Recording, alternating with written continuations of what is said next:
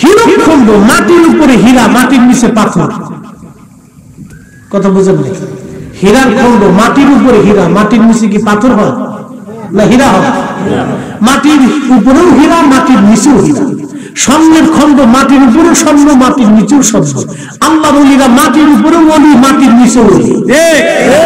কথা কয় এই মাটির নিচে 360 জন ওলি এখনো শোয়া। আপনারা বাতিলের কাছে মাথা নত করবেন কেন? মাথা উঁচু করে শক্ত হয়ে দাঁড়িয়ে থাকতে হবে। কথা বলে ঠিক না?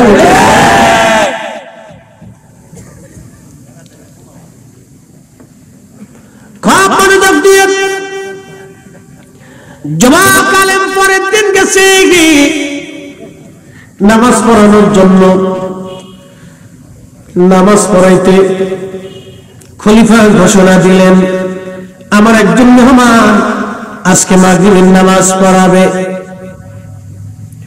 আমার স্ত্রী জুবাইদার ব্যাপারে আপনারা ফতোয়া দিয়েছিলেন, আমার স্ত্রী 3 তালাক হয়েছে।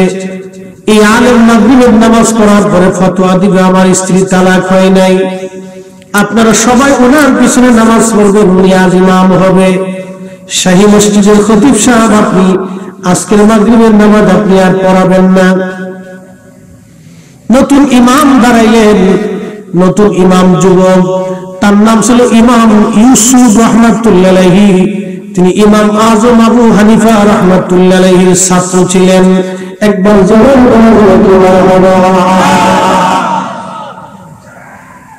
জাত্তাখালী ছাত্র ইমাম না, তার ছাত্ররা বিরাট বড় হুজুরের ছাত্র ছিলেন। ইমামুল আজমের ছাত্র ইমাম ইউসুফ রহমাতুল্লাহ আলাইহি নামাজে দাঁড়াইছে।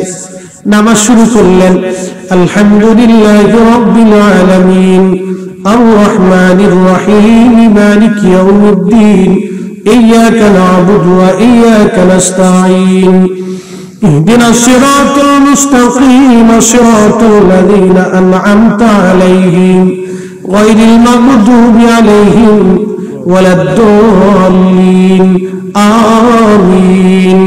والتين والزيتون وطور سينين وهذا البلد الأمين لقد خلقنا القمر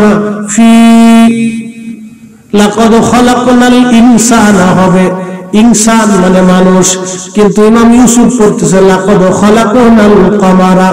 লাকাদ খলাকনাল কমারা, কমার মানে চাঁদ, কিন্তু কোরআনে লেখা আছে লাকাদ খলাকনাল ইনসান। ইনসান মানে মানুষ। আল্লাহ এখানে বলছে লাকাদ খলাকনাল ইনসানা ফি আহসানি তাকওয়িম, আমি মানুষকে সুন্দর অবয়ব দিয়ে সৃষ্টি করেছি। চিন্তা মানুষ এত সুন্দর করে বানাইছে, হে মানুষ খালি বিড়ি খায় না, মনে কিছু নিয়েন না, কষ্ট দিবেন, আল্লাহর কাছে মাফ চাই। লাকাদ খালাকনাল ইনসানা ফি আহসানি তাকওয়িম।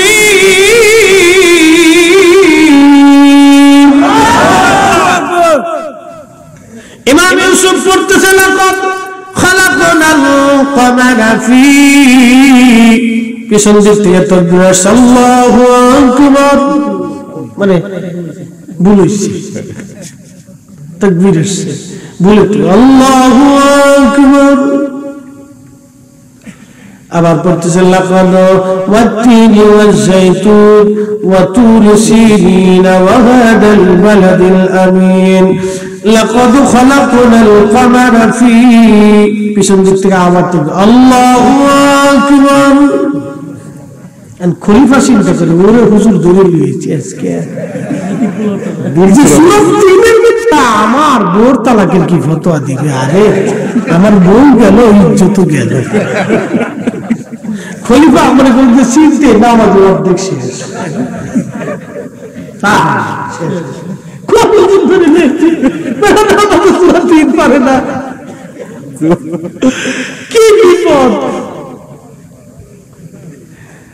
3 বারে তো ভুল করলে নামাজ আবার দোহরাইতে হবে। পরবর্তী ইমাম ইউসুফ রহমাতুল্লাহ আলাইহি আবার নামাজ ঠিক মতো পড়লেন, লাকাদ খালাকনাল ইনসানা ফি আহসানি তাকওয়িম ثم رددناه أسفل سافلين। নামাজ শেষ করছে সূরা 3 পড়ে।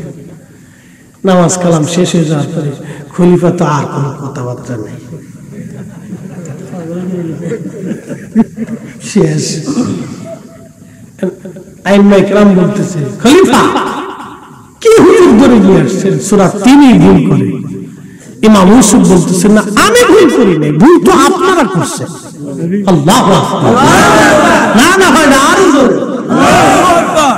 ইমাম রক্ষী বিচার করছেন, ভুল তো আমি করি না, আপনারা করেছেন। নামাজ তো আপনি পড়িয়েছেন, ভুল আপনি করেছেন, আমরা কি করে ভুল করলাম? বলে খলিফার স্ত্রীর ব্যাপারে তালাক পতিত হয়েছে, ফতোয়া আপনারা দিয়েছেন, আমি না। বলে হ্যাঁ তালাক তো হয়েছে। কি করে হয়েছে বলে?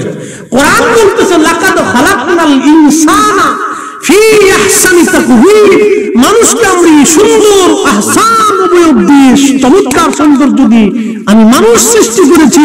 এখানে তো আল্লাহ কামালের কথা, চাঁদের কথা বলে নাই, আল্লাহ মানুষের কথা বলেছে।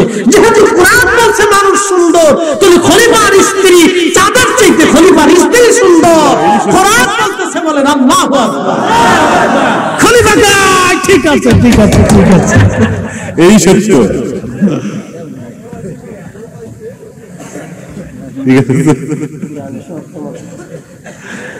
The complete tour of life. কোরআন হচ্ছে একটা পরিপূর্ণ জীবন ব্যবস্থার একটা নাম। আইম্মায়ে কেরাম কোরআন শরীফ থেকে উসুল বের করতেন। ওয়াজ শেষ, বিয়ে থা যা করবেন বিদেশি যে করেন, বুঝছে? টিকটক পেয়ে বিয়ে করার দরকার নাই, ওটা যত সুন্দরী হোক ও সোনা কলা মাসি ভেন ভেন ভেন ভেন করে, ওর ভিতরে নাই কিছু, মন খারাপ করে। নারীরা হয়তো ভাববে হুজুর আমাদের বিরুদ্ধে ওয়াজ করে যাচ্ছে, না, 60 পয়সা দাম বেলালে ওয়াজ করাইলেন দেশকে।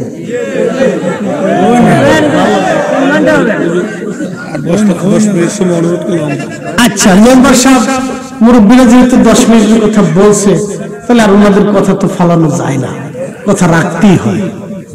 তো যা হোক, আমি বেলালের ওয়াজটা একটু করে শেষ করব, কিন্তু এই ওয়াজটা শুনতে হলে এখন আর হাসির দিকে যাওয়া যাবে না, মনটা নরম করতে হবে, কারণ এটা ওয়াজটাই সম্পূর্ণ আলাদা। আমি জীবনে যতবার করেছি ততবার ইখলাসের সাথে করছি। আল্লাহর কসম করে বলি, এই ওয়াজটায় আমি কখনো ধোঁকা দিইনি, আমি আমার নিজেকে ধোঁকা দিইনি। কারণ আমি এই ওয়াজটা যখন করেছিলাম তখন অত্যন্ত ইখলাস, রাসূলের মুহাব্বত নিয়ে করছিলাম। আমার চোখের পানিতে কোনো বাহানা ছিল না, আমি কোনো অভিনয় করিনি। আমি আমার পীরের দরবারে যে দিন ওয়াজটা করেছিলাম দাঁড়িয়ে, ওই স্টেজে একজন মানুষ কাঁদতে কাঁদতে মারা গেছে। আমার জীবনের একটা মকবুল ওয়াজ, আল্লাহ রাসূলের কদম মুবারকে, এটা আমার পক্ষ থেকে ভিক্ষার নজরানা, তাছাড়া আর কিচ্ছু দেওয়ার মতো নাই। ওই ওয়াজ শুনতে শুনতে স্টেজে মারা গেছে। সেই লোকের জানাজা পড়িয়েছিলাম এশার নামাজের সময়, লক্ষ লক্ষ মানুষ, খুব ভাগ্যবান ব্যক্তি ছিল। কাঁদতে কাঁদতে ওই অবস্থায় মারা গেছে, রাসূলের ইশকে কাঁদতে কাঁদতে মারা গেছে। আহা, কত বড় ভাগ্যবান ব্যক্তি! আমার জীবনে এত ভাগ্যবান ব্যক্তি দেখিনি। রাসূলের ইশকে কাঁদতে কাঁদতে মারা গেছে। প্রিয় মুসলমান, হযরত বেলালের ওয়াজ কি করে করব?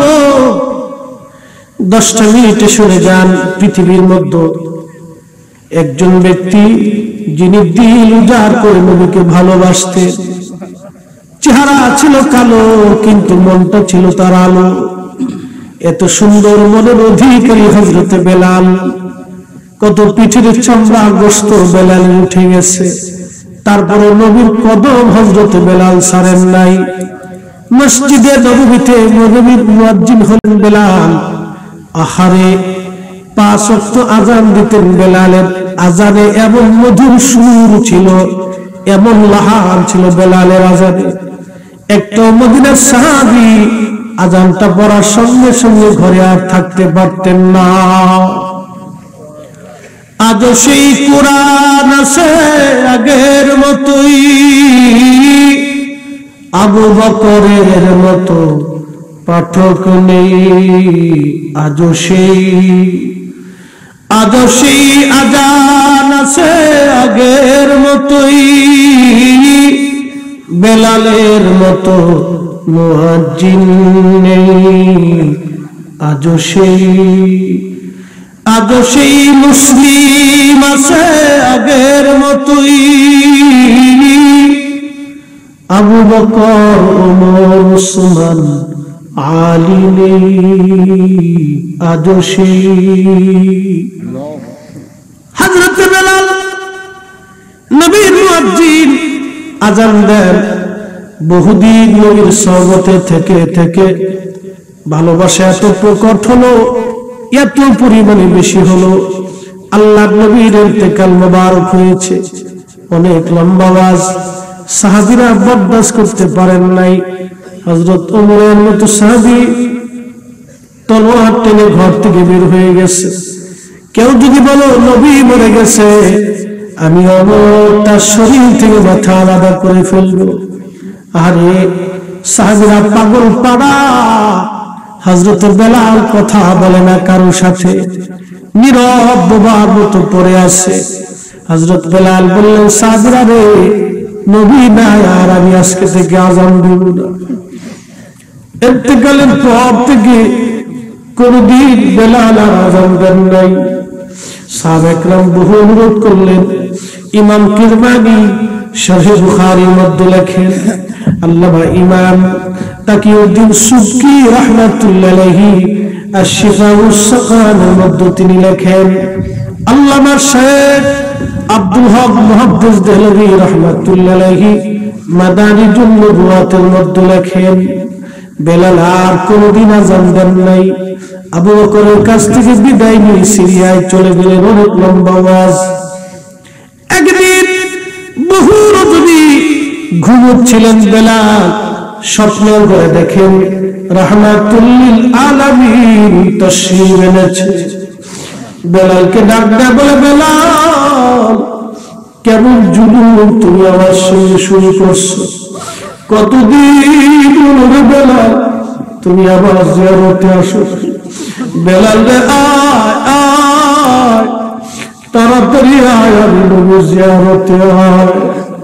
বেলালের মতো আশিক যদি আমি হইতাম, বেলালের মতো আশিক যদি আমি হইতাম, এ দুনিয়ায় নবীর দেখা পাইতাম, দুনিয়ায় নবীর দেখা পাইতাম। আল্লাহর নবীর স্বপ্ন দেখে বেলাল, কেমন জুলুম তুমি আমার সঙ্গে শুরু করছো। বেলাল, আমি নবীর জিয়ারত। একজন সাহাবী কেমন করে নবীর ভালোবাসা দিলে আমার নবীর স্বপ্ন দেখে ডাকতে গেছে। হযরত বেলাল ঘুম ভাঙিয়ে দৌড় মারছে মদিনার পানে। সিরিয়া থেকে মদিনা বহু দূর, এই বহু দূর রাস্তা অতিক্রম করে বেলাল আসছে। তাহাজ্জুদের সময় রওজা শরীফ কাঠের জালি মোবারক দিয়ে ঘিরে রাখা ছিল। বেলাল জালি মোবারকের সঙ্গে মাথা থেকে কাঁদবে আর বলে, হুজুর গোলাম আসতে বলেছিলেন, গোলাম আসতে হয়ে গেছে। গোলামকে আসতে বলেছিলেন, গোলাম আসি।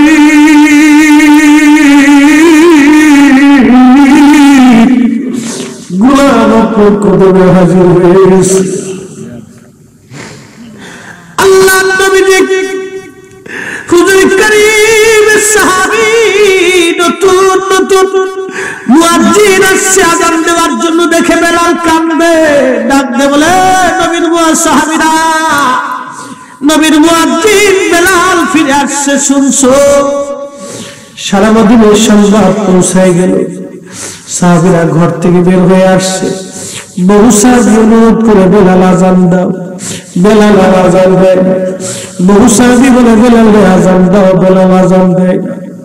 ডাক দিয়ে বলে সাহাবীরা বলো, আমি আযান দিলে নবী নামাজ আসতো, এখন আযান দিলে কিভাবে আসবে? যে আযান দিলে নবী নামাজ আসবে না সে আযান আমি দেব না। সাহাবীরা ডাক দেখে হাসান আর হুসাইন আসেনি। দেখো হাসান হুসাইন যদি থাকে, হাসান হুসাইন বললে বেলাল আযান দিবে। ইমাম হাসান হুসাইন নানার মতো দেখা যাইতো, চেহারা ছিল রাহমাতুল লিল আলামিন। দুই ভাই নানা চেহারা পাইছিল। সাহাবীরা নবীর সৌন্দর্য দেখার জন্য ইমাম হাসান আর হুসাইনকে দেখত। ইমাম হাসান হুসাইন আসার পরে রওজা শরীফ থেকে উঠে বেলাল রাদিয়াল্লাহু আনহু ইমাম হাসানের বুকের মধ্যে মাথা ঠেকায় ঠেকায় কাঁদতেছে। ইমাম হুসাইনের বুকের মধ্যে মাথা ঠেকায় কাঁদতে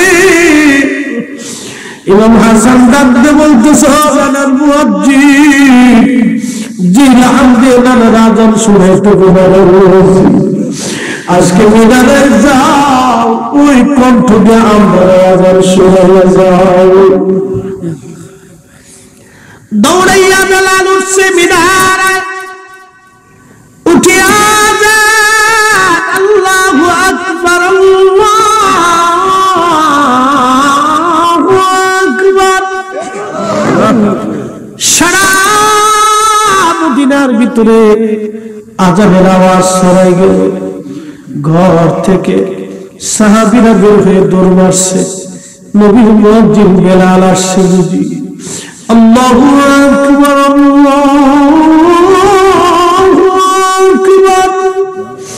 সারা মদিনার ভিতরে আযান রন্দে রন্দে ছড়াই গেল।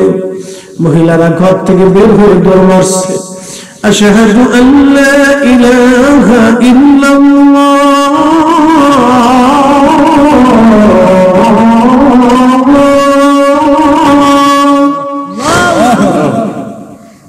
সারা মদিনার রন্দে রন্দে আযানের বাড়ি চলতেছে। ঘর থেকে নারীরা, শিশুরা, বাচ্চারা বের হয়ে দৌড়ায় আর কাঁদে।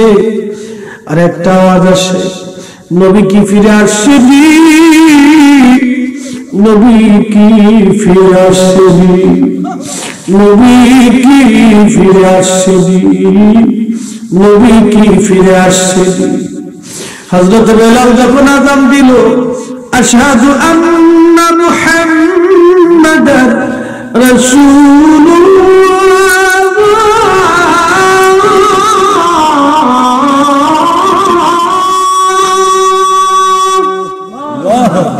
মদিনার মাটি গুলি থরথর থরথর করে কেঁপে উঠছে। চিৎকার করে ইয়া রাসূলুল্লাহ, হে রাসূল তোমায় ভালোবাসি, অন্তরে শুধু মুখে নয়, জান্নাতের আশায় নয় হে রাসূল, জাহান্নামকে ডরি না। তোমায় পাওয়ার আশায় মন ছুটে যায় মদিনায়, এ আশিকে দিদার দাও না, আর দূরে থাকিও না। হে রাসূল তোমায় ভালোবাসি, অন্তরে শুধু মুখে নয়, জান্নাতের আশায় নয় হে রাসূল, জাহান্নামকে ডরি না। ও হবিগঞ্জের নাসিরনগরের মুসলমান বাবাজি, মধুপুরের মুসলমান শুনিয়া যান, পৃথিবীতে কারো আযানের জমিন কাঁপে নাই, আর কোনদিন কারো আযানের জমিন কাঁপবে না। ওই দিন হযরত বেলালের আযানে মদিনার মাটিগুলি থরথর থরথর করে উঠেছিল। তার মানে এমন হালত মদিনাতে হয়েছিল গো, নবীর ইন্তেকালের পরে এত পরিমাণে কান্না, মদিনাতে আর কখনো আওয়াজ আসে নাই। সারা মদিনাতে কান্নার আওয়াজ ছিল। সারা মদিনার মানুষ গুনগুন গুনগুন করে কাঁদতেছিল। কতজন কেঁদে কেঁদে হুঁশ হারিয়ে ফেলেছিল, কতজন বসে বসে কেঁদেছিল, চলতে পারে নাই। মদিনার মাটিগুলি থরথর থরথর করে কেঁপে উঠল। বেলালের হুঁশ ফিরে আসার পরে রওজা শরীফের পাশে বসে বসে কাঁদে আর বলে, হুজুর গোলামকে আসতে বলেছিলেন, গোলাম আসছে। আজান দিছি নবী আপনি নামাজে আসেন নাই। আগে আজান দিলেই আপনাকে নামাজে পাইছি। সুন্দর চেহারা দেখে নিজের দুঃখ গুলি বলে থাকছি। আজ আজান দিছি আপনি আসেন, যে আজানে নবী নামাজ আসবে না, আমি আর কোনদিন এই আজান আর দেব না। গরুরি মনে দুঃখ, মনে রিয়া বেলাল চলে গেল, আর কোনদিন ফিরে আসে নাই মদিনায়, আর কোনদিন ফিরে আসে নাই। কারণ ছিল মদিনার দৃশ্যগুলি দেখলে বেলাল সহ্য করতে পারত না। রওজা শরীফ দেখে বেলাল সহ্য করতে পারত না। তার বাস্তব প্রমাণ আমি নিজে দেখেছি। বাংলাদেশ, ভারত আর পাকিস্তানের অনেক গরিব হাজি আছে যারা মক্কা মদিনায় যাওয়ার পরে মদিনার থেকে ফিরে আসার সময় এমন ভাবে কাঁদে আর বলে, হুজুর আমি গরিব মানুষ, আর কোনদিন হয়তো মক্কা মদিনায় আসার সুযোগ হবে না, কোনদিন বুঝি আর জমিনে আসার সুযোগ নাই। রওজা শরীফ যত সময় পর্যন্ত দেখে হাজি কাঁদতে থাকে, কাঁদতে থাকে। এই জন্য রাসূলের ভালোবাসাটা কখন কার কলিজায় আসবে আমরা কেউ বলতে পারি না। তুমি মোদের আশার আলো, তাই তো তোমায় বাসি।